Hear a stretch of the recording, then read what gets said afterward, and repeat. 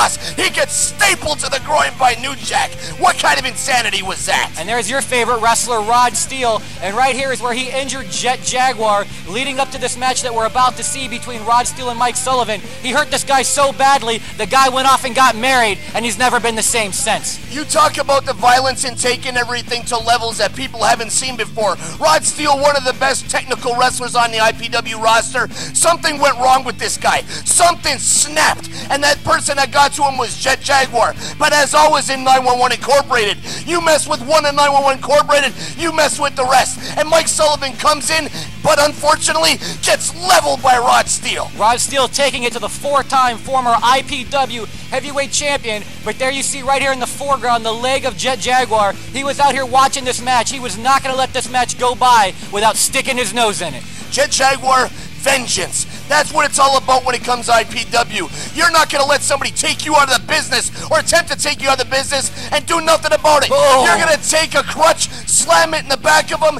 and there's Mike Sullivan to capitalize. Slingshot, face buster. That's it for Rod Steele. Cover him, Mike.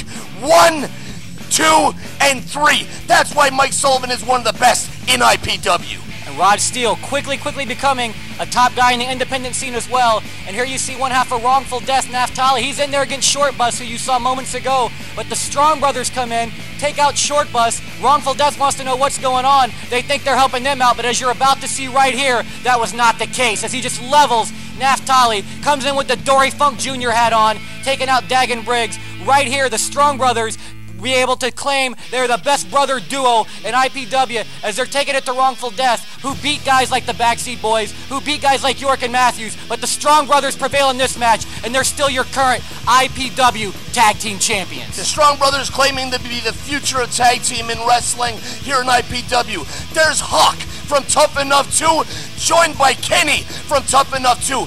These two want to come in here with all kinds of jibba jabba and call out everybody from the back in IPW, and you see some of the best students get their asses handed to them. But there's the Shane Brothers, led by Ron Nemi, to the ring.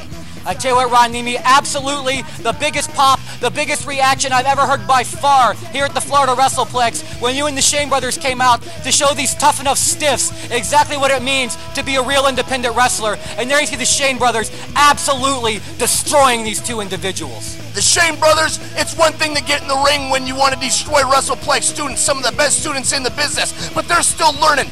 The Tough Enough 2 guys decided to take advantage of that. But it's different when you're in there with the 300-pound behemoths, with the vanilla gorilla, Mike Shane, and with the man who likes to go with all that ghetto booty, Todd Shane. That is the best tag team in the business, Aaron. Yes, they are. I tell you what, Ron, I always give you a lot of grief, but the truth of the matter is nobody but nobody all over the country, all over the islands have been able to touch Mike and Todd Shane. They dominate wherever they go, and as you can see, they're very big crowd favorites, along with yourself here in IPW, and that's not going to change anytime soon. Fans, I hope you've enjoyed this recap. We're going to be back with your main event, Justice versus Naphtali. That's coming up in just a minute.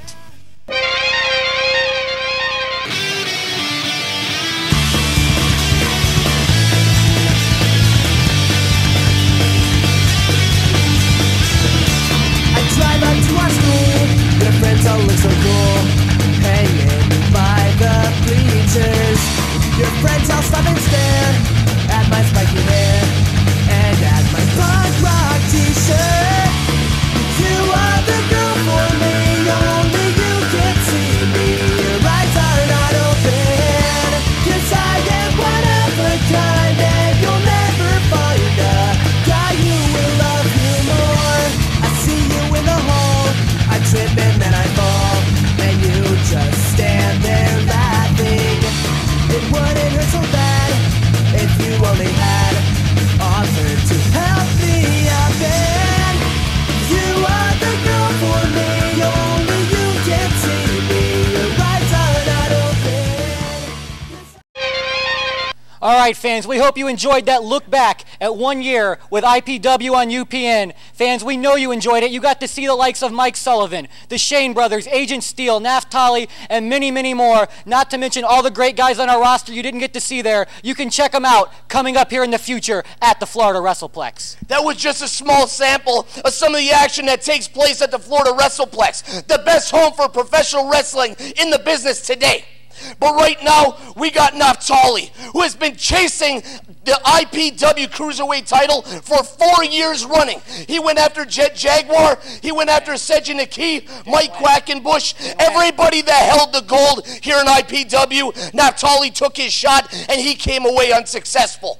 He has held the IPW tag team titles on several occasions with a tag team partner he had to carry on his back. This is the epitome. This is the crossroads of his career. This is where Naphtali has got to step up.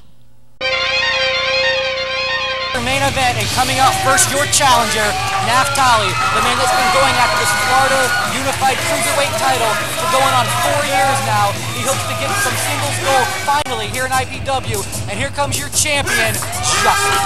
Justice has done everything it takes to defend that title and to hold the belt for almost 8 months consecutively now.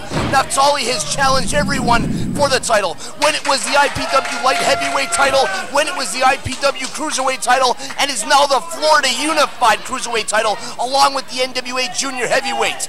You got this guy, he's done everything in his power to become the champion, and he's promised he's got some new tricks up his sleeve tonight.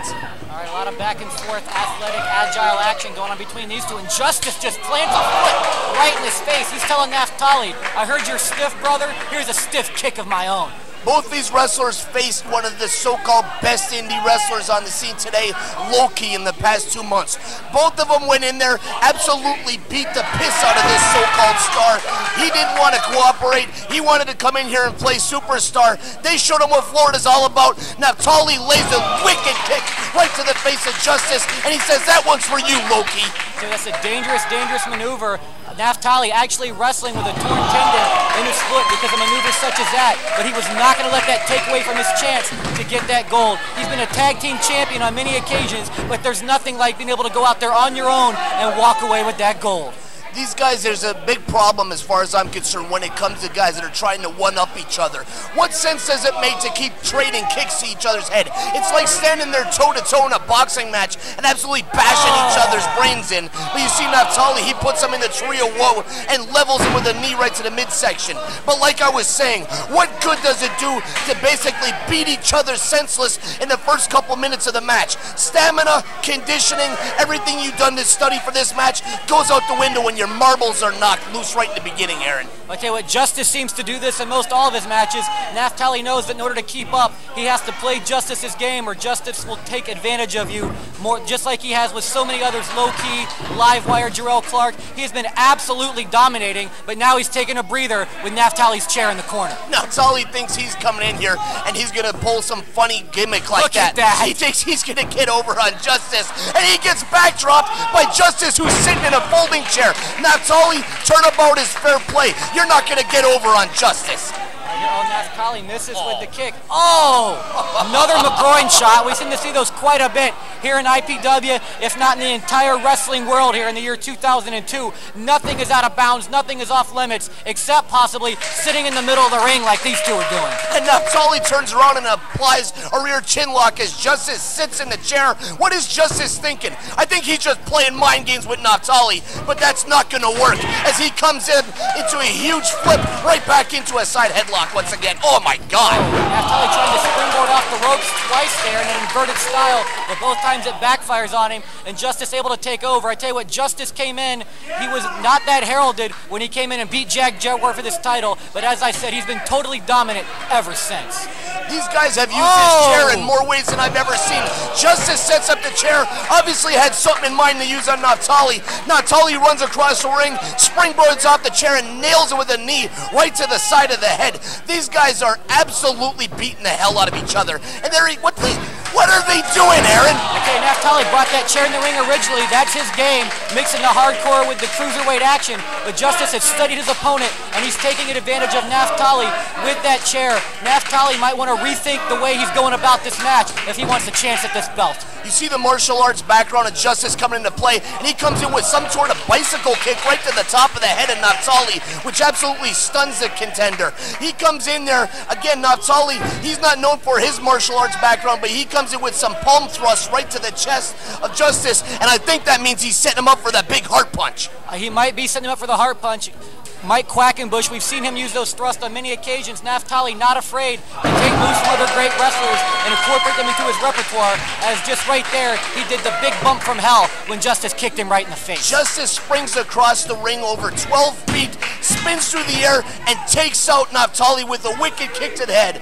Justice and Naphtali are both being recruited by Big Japan Pro Wrestling. They've got their eyes on these two competitors. IPW don't want to let them go, but if they can go to the land of the rising sun and make a name for themselves, just like ODD, we're going to send them there with our best. Looks like he's going for the 450 right here, one of his finishing maneuvers. Oh, and he nails it. This should be it.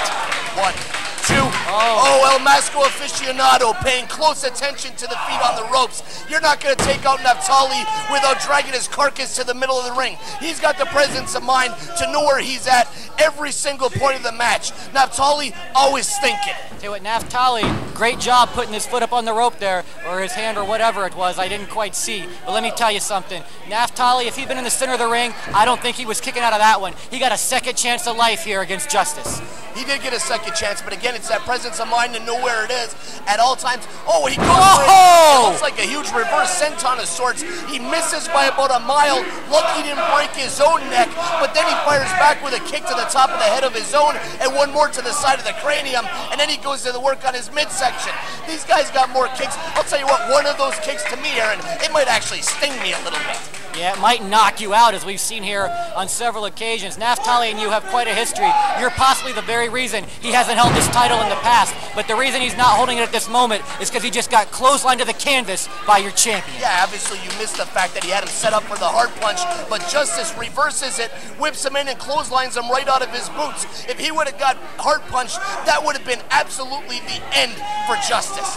All right, Heart Punch has been winning lots and lots of matches for Naphtali here lately, but Justice smartly able to avoid it thus far. And oh, here it comes into play again. No, Naphtali able to keep his balance, and he doesn't take the huge bump on the ramp like we've seen here so much. Oh, big diving spear over the top rope, laying out Justice, and if Naphtali can capitalize, he could hold that singles title.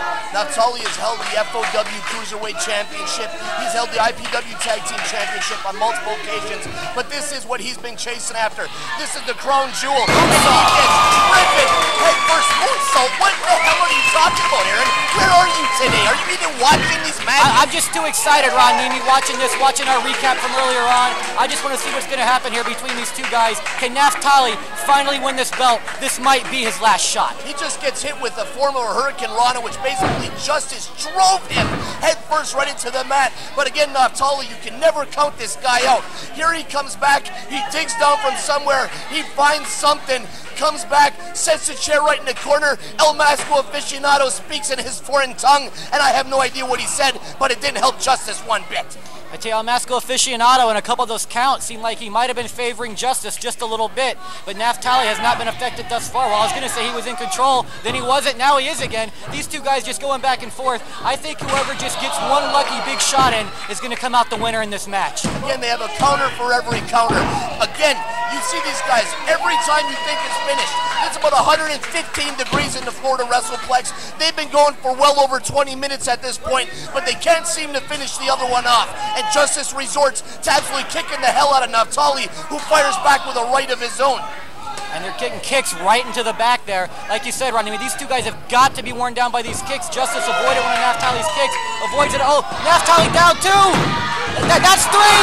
Yes! Big congratulations going out to Naphtali. Finally getting that singles gold around his waist. But fans, I have to tell you, we want to thank each and every one of you for making IPW the success it is today from the bottom of our hearts. Thank you. IPW Hardcore Wrestling wouldn't be celebrating their one-year anniversary if it wasn't for the best fans in the entire world today. We don't have all the smarks that they got up in the Northeast. We don't have all these sheet writers or idiots that are writing for the internet that are putting over the same guys time and time again. IPW Hardcore Wrestling is doing it on its own, and that's it for this week. Wait, Ron. This time I interrupt you. No. It's not over this week. Fans, we've got a little bit for you, and trust me, this is funny. What do you get? Real funny.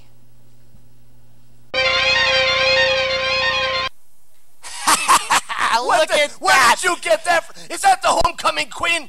Oh, I mean homecoming Yes, king? it must be the homecoming queen. That's actually Ron Nemi in 1988. That's a Cornelia glamour shot. And look at you there, Ron. What happened? What has happened to me, Aaron?